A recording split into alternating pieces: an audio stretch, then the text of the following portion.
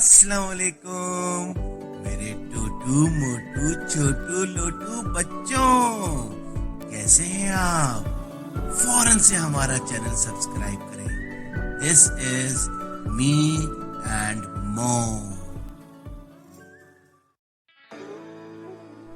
किसी गांव में एक गरीब किसान रहता था। किसान सारा दिन अपने खेत में मेहनत करता। किसान के पड़ोस में एक सुनार का घर था। ये सुनार अमीर होने के साथ साथ बेहद लालची भी था। एक मर्तबा किसान ने अपने खेत में कद्दुओं की फसल उगाई। फसल बहुत अच्छी हुई और खेत बड़े बड़े कद्दुओं से भर गया। एक कद्दू तो इतना बड़ा हो गया कि उस जैसा कद्दू पहले किसी ने नहीं देखा था। किसान बहुत खुश हुआ और उसने सोचा कि क्यों ना ये गैर मामूली कद्दू बादशाह सलामत को पेश कर दिया जाए। तो वो उसे एक गाड़ी में रखकर बादशाह के दरबार में ले गया और बादशाह से अर्ज किया, जहां पनाह का वकार बुलंद हो, हजूर वाला, मेरे ख्याल में ये दुनिया का सबसे बड़ा कद्दू है। इसे मैं आपकी नजर करना चाहता हूँ। बादशाह उस नायाब कद्दू को देखकर बहुत खुश हुआ और वजीर को हुक्म दिया कि इस कद्दू के बराबर जवाहरात तोलकर किसान को दे दिया जाए। किसान ने हीरे जवाहरात बेचकर नया मकान और साजो सामान खरीद लिया।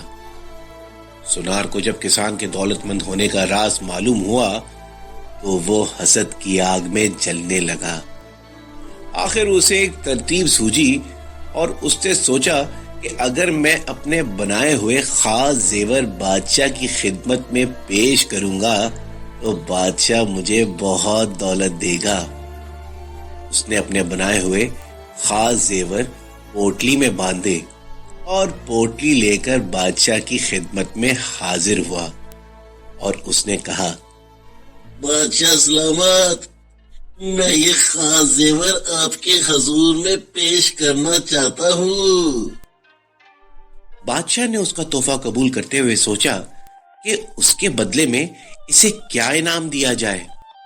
अचानक उसकी नजर गैर मामूली कद्दू पर पड़ी तो बादशाह ने उसे कद्दू देते हुए कहा, मेरे दरबार की सबसे नायाब चीज ये कद्दू है जो एक किसान लाया था।